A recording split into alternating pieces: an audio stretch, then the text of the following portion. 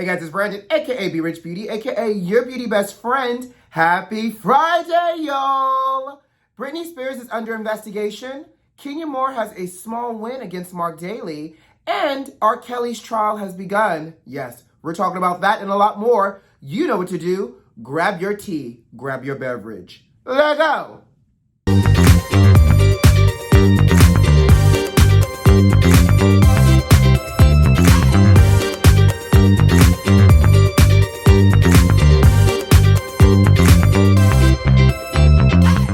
Hey beauty besties, happy Friday, and thank God it's Friday because we've made it to the end of another week. How you doing out there, sugar?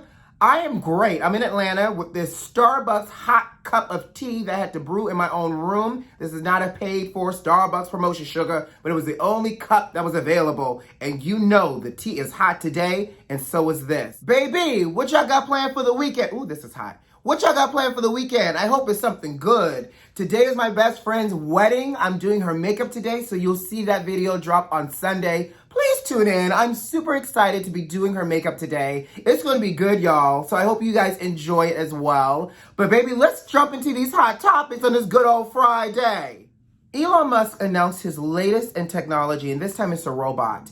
He announced that he wants to take the Tesla-like technology along with additional technology and make the first ever human version human eye robot. Excuse me? Here we go. Now it all makes sense, y'all, because y'all remember Elon Musk has been very adamant about getting to outer space. And so that tells me he's been trying to go to outer space to scope new properties and new places for him to live so that way he can flee Mother Earth when these little human-like versions of a robot that he wants to introduce to us takes over and kills us all. It all makes sense. But you know I got questions. First of all, how many of you guys have ever seen movies like I, Robot or maybe any of the Terminators? Those movies were designed to be entertainment purposes, Elon Musk, not to be a reality of what was to come for us. Second of all, don't we have bigger issues at hand, such as trying to stay alive by ducking and dodging Rona and all her variant cousins, global warming, and now you want us to willfully buy a human-like robot to take over the everyday, dangerous, boring task of life? I'll pass, because what won't happen is me wake up in the middle of the night and now this human-like Tesla version of a robot has now communicated with all my other electronics in my apartment, because you know if you got a computer running around free with legs and arms, you know they can communicate with everything else. That human-like Tesla robot is not about to link up with Siri and Alexa and try to gang up on me in the middle of the night. I am not trying to wake up in the middle of the night and now have my human-like Tesla robot standing over me with my microwave, Siri, Alexa, and everything else in between, and a butcher knife trying to kill me because I spoke reckless to it because there was still dust on the baseboards. Now I'm good.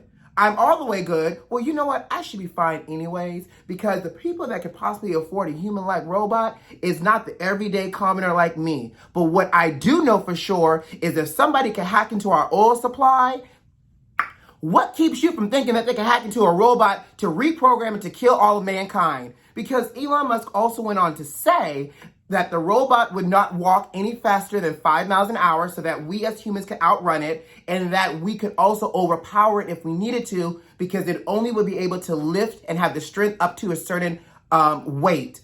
Now, again, that sounds fine and dandy when it's programmed to do what it was meant to do. But we all know there are some crafty people out here trying to hold, if they can hold oil ransom, what do you think is going to stop somebody from reprogramming your neighbor's version of a robot because the neighbor cut you off in traffic? That's all I got to say. Y'all buying a robot for your house to do everyday boring tasks? Y'all let me know, but let's move on. We see you, Elon Musk. You trying to kill us. I'm just saying. Poor Britney, she can't seem to catch a break. Britney Spears is now under investigation because of an alleged attack against one of her housekeepers. So the story goes, one of the housekeepers took one of Britney's dogs to the vet because she was concerned about the dog's welfare. Upon returning home, the said housekeeper allegedly confronted Britney about the dog's welfare and how she was taking care of the dog. Britney was so upset that she physically assaulted the housekeeper by slapping the phone out of the housekeeper's hand. The housekeeper went to file a report and went to the cops, child, and everything else, and now they're investigating Britney. First of all, my housekeeper is confronting me, you chose violence, because confrontation is a very aggressive word and term. So if you're confronting me about something and you're one of my employees, maybe you'll need to confront me. Maybe you need to have a gentle conversation with me, or maybe you can have a real conversation with me because you are an employee and we're human, but you know that this girl is going through a lot in her mental health, trying to give herself free from conservatorship, and you want to confront her on how she's taking care of her dogs? And on top of that, if you are a housekeeper in the house, I'm sure she has somebody to help take care of the dogs too, primarily 100% of the time. So why don't you confront the person who's taking care of the dogs and then have a gentle conversation with Britney Spears? But I can't help but think this. It's mighty convenient now that Jamie Spears has decided to step down. There's now an allegation of alleged physical abuse against an employee of Britney. Because to me, it now seems like somebody is paying this housekeeper to try to make it seem like Britney is not stable as they begin to destabilize her conservatorship nucleus. So my advice to you, Britney, is you need to fire everybody and hire new people, because you got there's a leak in this old building, and my Lord, it's going to take you down if you don't fix that leak and replace it, because the girl is just simply trying to regain some normalcy to her life, and now all of a sudden there's an investigation on her. Where was this investigation the entire time that she was crying that she was being abused in this conservatorship? But all of a sudden, a little phone slapping out of the hand, and I don't condone physical violence, y'all know that, but I'm just saying it just seems really convenient, the timing of all of this and this housekeeper in this story. So good luck, Britney, but you need to fire everybody and replace all new people as you begin to break free in this conservatorship. And that's going to be how you continue to maintain your freedom, because child, they're going to try to do everything they can in their power to make it look like you can't function on your own. Okay? OnlyFans has made a statement that as of October 1st, they're banning all sexually explicit content from their platform at the request of their banking partners and their payout partners. Look here, banks and payout partners. Don't y'all realize that 90% of the revenue that y'all generate comes from sexually explicit content and these subscriptions and these OnlyFans celebrities and these real celebrities on OnlyFans making, celebrity sexually explicit content? I'm just saying, y'all about to go from being really wealthy to being really broke and out of business. Because if I recall correctly, when Tumblr started cleaning up its act, Tumblr dried up like a tumbleweed. Because who still goes to Tumblr? I don't go to Tumblr anymore for any of my recipes. So I just could only imagine that people aren't going to Tumblr anymore for any of their sexually explicit content either.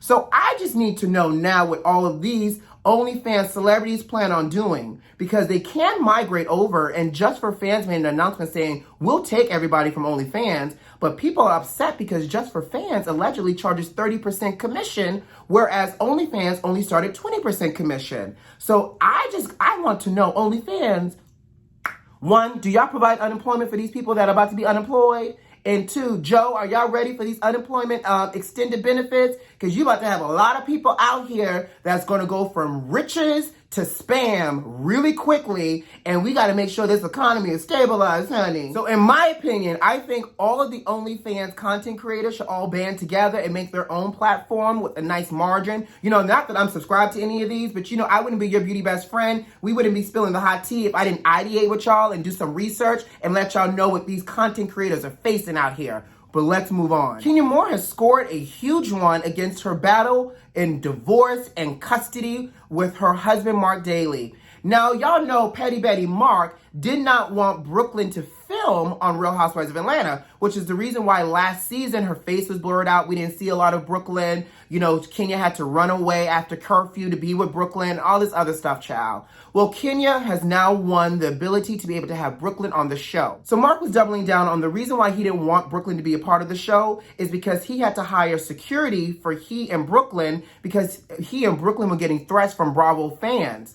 First of all, sir, ain't nobody out here about to hurt that precious, gorgeous baby, okay? You hire security for you. Do not use this baby as a shield against your fight against Kenya. The Bravo fan base was coming after you because you was being petty Betty against Kenya and making it difficult for her to earn her check by not allowing Brooklyn to be on the show, which was the reason why Kenya kept crying about not having a support system while she was filming last season. So don't make this about the kids. We love Brooklyn. We want to see Brooklyn. If we can see little PJ and all of Candy's children grow up before our eyes, we want to see the same thing out of Brooklyn. We don't want to see her face blurred out. So keep the security for you. And by the way, you have to hire security for you in Brooklyn. So you live in New York 99.9% of the time anyways. So when was you around for you in Brooklyn to need security anyways? Child, if he doesn't sound like an ex so scorned, I can't even take it. Bernadine, go ahead and call your sis up and give him some advice.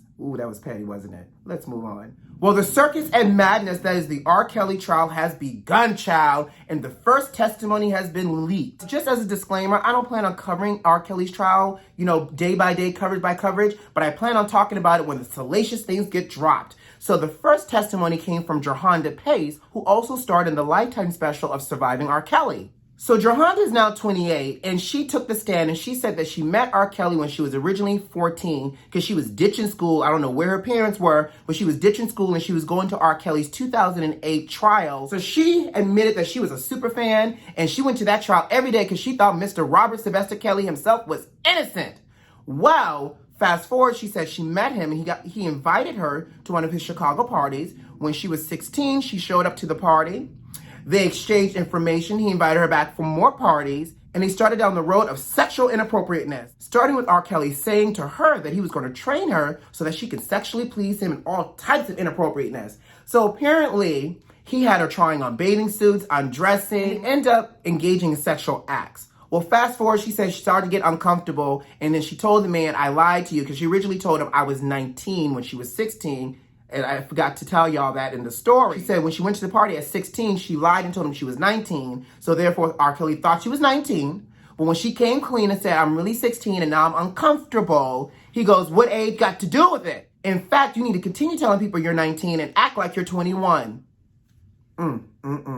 She said then it got worse. She had to ask for permission to use the bathroom. On some good days, she can go to the bathroom in 5 minutes. If he was upset with her, she would have to hold it for 3 days.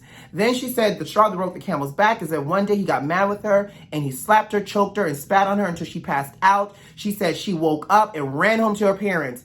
Where was your parents this entire time, Jerhonda? But I digress. She said that she filed a lawsuit against him and got a $1 million settlement, but in the interest of regaining his trust, she gave back most of the money to him, and then she lost the rest of the money because she breached the clause in the settlement that said you're not supposed to talk about the settlement, and she talked about the settlement with her friends because she was young, and she lost the rest of the money. Girl, what? So now, again, where is your parents, sis? And why is you doing all this alone on your own? But I, again, digress. So she said all of this. She said that she had a t-shirt that had his DNA on it, that his lawyers asked for years ago, and that now the prosecutors are saying that is evidence. It's getting messy, and I just wanted to report it to you. Child, it got so messy that they even dragged Aaliyah's good name into the courtroom. God bless the dad. Now, they're saying also, just really quickly, that the reason why R. Kelly married Aaliyah is that she was pregnant, and that he paid off a court official to forge an ID for Aaliyah so they could get married because on the marriage ID it said Aaliyah was 18. But again, this is going to get darker, dirtier, and messier before we see the end of this trial. So I said we're going to talk about the highlights when the highlights are worth a highlight. But in the meantime, though, Aaliyah's sophomore album, 1 in a Million, dropped today on all streaming platforms and is actually trending. So I'm going to go ahead and listen to some Aaliyah today while I do my childhood best friend's wedding makeup. And on that note, guys, I got to go. You know what to do. Subscribe to the channel if you like this video if you like, and leave me a comment. Most importantly, check the notifications and make sure they're turned on. Who loves you? I do. See you Monday. Have a great weekend. Bye.